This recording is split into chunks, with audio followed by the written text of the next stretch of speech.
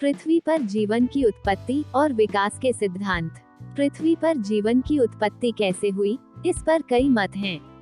कहा जाता है कि पृथ्वी 5 अरब साल पहले अस्तित्व में आई और उसके 1 अरब साल बाद ही पृथ्वी पर जीवन अस्तित्व में आया। ऐसे कई वैज्ञानिक थे जिन्होंने जीवाश्मों का अध्ययन किया और विकासवाद के सिद्धांत के अपने संस्करणों को मानने के लिए प्रयोग किए। जीवन की उत्पत्ति के सिद्धांत। पुराने दिनों में लोगों का मानना कि ब्रह्मांड और उस पर जीवन ईश्वर की रचना का एक कार्य और परिणाम है। हालांकि इन दावों का समर्थन करने के लिए कोई सबूत नहीं था। प्रारंभिक वैज्ञानिकों और यूनानियों का मानना कि पृथ्वी पर जीवन कभी भी पृथ्वी पर ही शुरू नहीं हुआ था। उनका मानना कि यह बाहरी अंतरिक्ष में कहीं और से आया है और उन्होंने इस घटना को पेंस्पर्मिया नाम दिया है।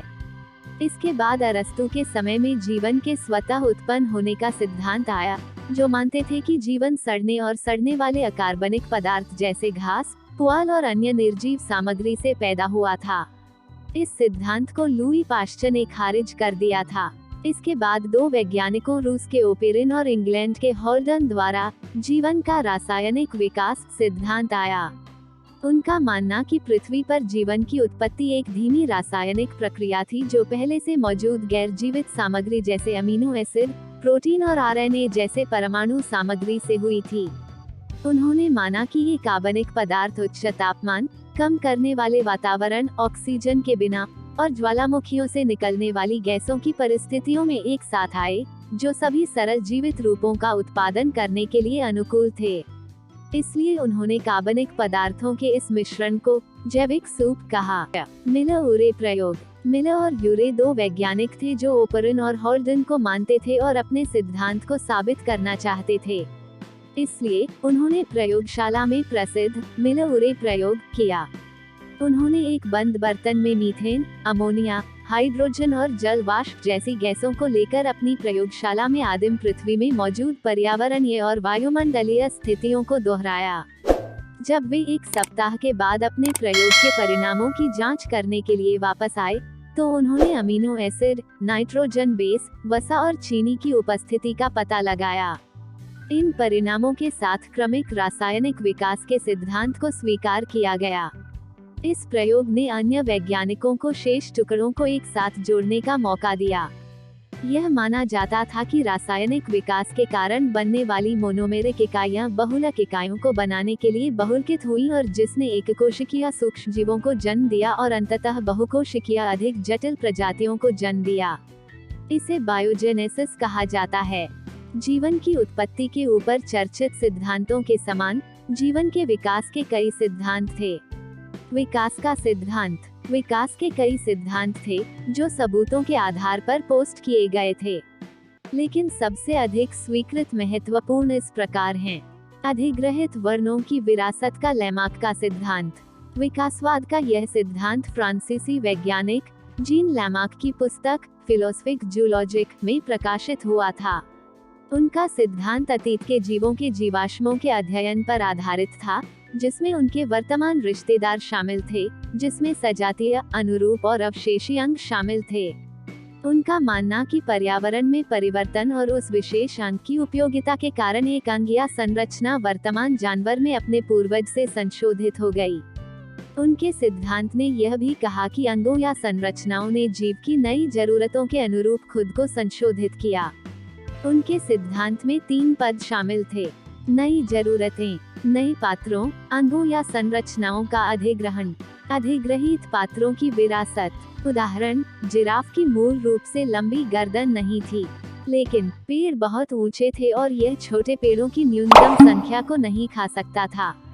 इसलिए ऊंचे पेड़ों पर पत्तियों को खाने में सक्षम होने के अनुकूल उपाय के रूप में जिराफ की गर्दन लंबी होने लगी। यह नई जरूरतों के कारण अनुकूली तंत्र का एक तरीका था। लैमार्क के विकासवाद के सिद्धांत को वीजमैन और मेंडल जैसे वैज्ञानिकों ने अपने स्वयं के प्रयोग करके अस्वीकृत कर दिया था, जो लैमार्क के अभिधारणाओं के अनुरूप नहीं थे। डार्विन का प्राकृतिक चयन का सिद्धांत।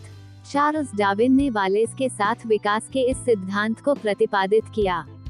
डार्विन का मानना कि प्राकृतिक चयन के सिद्धांत से जीवन पनपता और बढ़ता है। प्राकृतिक चयन के सिद्धांत में निम्नलिखित अवधारणाएं थी। प्रजनन में वृद्धि। उन्होंने कहा कि प्रत्येक जीव या प्रजाति अपनी प्रजातियों को जीवित रहने और गुना करने के लिए अधिकतम प्रजनन करती है। उन्होंने कहा कि सभी जीवों की आबादी ज्यामितीय रूप से गुना होती है। भोजन की अंकगणितीय वृद्धि और स्थान की उपलब्धता। डार्विन का कहना है कि यद्यपि जीव और उनकी प्रजातियां ज्यामितीय रूप से गुना करती हैं, भोजन केवल अंकगणितीय रूप से गुना करता है और उपलब्ध स्थान स्थिर रहता है। इन दोनों प्रतिबंधों के साथ विभिन्न प्रजातियों की बढ़ती जनसंख्या वृद्धि पर एक टैब लगाती है। संघर्ष। तेजी से बढ़ती आबादी के साथ जगह और भोजन दोनों की मांग में वृद्धि हुई है, लेकिन प्रतिबंधित स्थान और धीरे धीरे बढ़ते भोजन के कारण एक प्रजाति के सदस्यों के बीच और भोजन और स्थान के लिए प्रजातियों के बीच एक प्रतियोगिता उत्पन्न होती है। जो जीव या प्रजाति अपनी प्रजाति या दूसरी प्रजाति या पर्यावरण से लड़ने में सक्षम होता है, वह स्वयं जीवित रहता है। विविधताएं। भोजन और स्थान के लिए इस संघर्ष के कारण प्रत्येक जीव या प्रजाति को दूसरे पर लाभ प्राप्त करने की प्रवृत्ति होती है। ऐसा करने के लिए वे कुछ विशेषताओं या संरचनाओं को विकसित करने के लिए प्रवृत्त होते हैं जो उन्हें जीवन के संघर्ष में सफल होने के लिए अतिरिक्त लाभ प्रदान करते हैं। तो यह संघर्ष विविधता लाता है। योग्यतम की उत्तरजीविता। इस प्रकार डार्विन के प्राकृतिक चयन के सिद्धांत का मानना कि जो लोग अंत तक जीवित रह सकते हैं वे हैं जिन्हें प्रकृति चुनती है। ओपरन और हॉल्डन का मानना कि पृथ्वी पर जीवन पहले से मौजूद अकार्बनिक सामग्री जैसे मिट्टी, घास आदि से अस्तित्व में आया। उनका मानना कि पृथ्वी के आदिम वातावरण में इन सामग्रियों के क्रमिक रूपांतरण ने छोटे अणुओं को जन्म दिया जो बाद में जटिल अणुओं और जीवों को जन्म देने के लिए पॉलीमराइज किया गया।